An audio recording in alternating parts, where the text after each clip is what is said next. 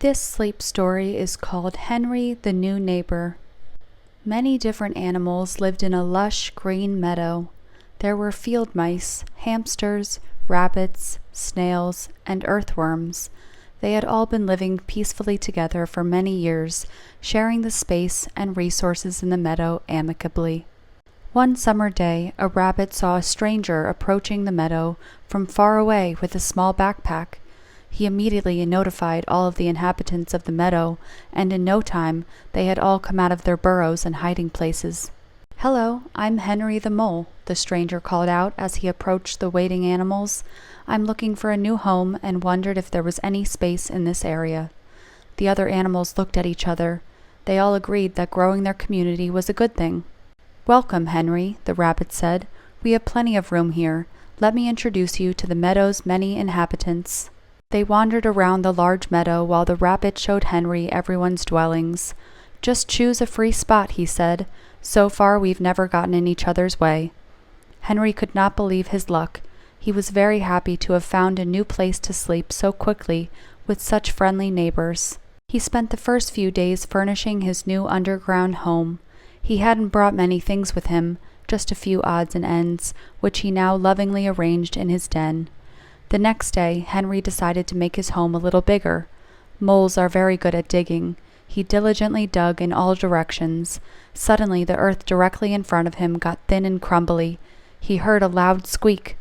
"Oh no," he thought, "I have accidentally run into the field mice's house." Not only that, Henry was now standing in the middle of the mouse family's living room, as he has just broken through their wall.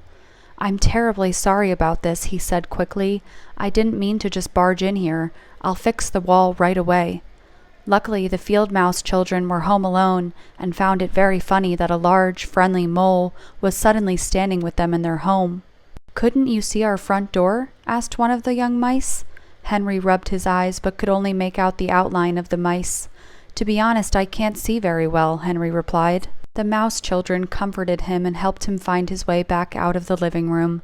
He quickly shoveled the dirt back up against the burrow and carefully felt his way back to his own. When he got home, he was so tired that he fell asleep on the spot. The next morning he woke up to loud voices coming from the meadow above his head. He rubbed his eyes and slowly felt his way up to the surface. When he poked his head out, he could see many animals gathered around. When they saw him, they immediately started yelling. One called out, "Henry, just look at this meadow. It's one big construction site. Many of our neighborhood's animals are small, and now they can hardly make it over these hills. What have you done?"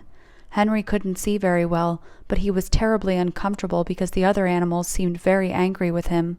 "I didn't do it on purpose," he said. "It's just that when I want a bit of daylight, the hills seem to appear all by themselves as I make my way out of the ground."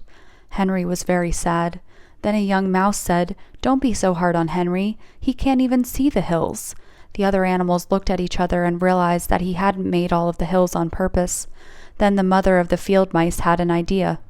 "You know what, Henry? Why don't we give you a pair of glasses and then you'll be able to see where the other animals have their homes?"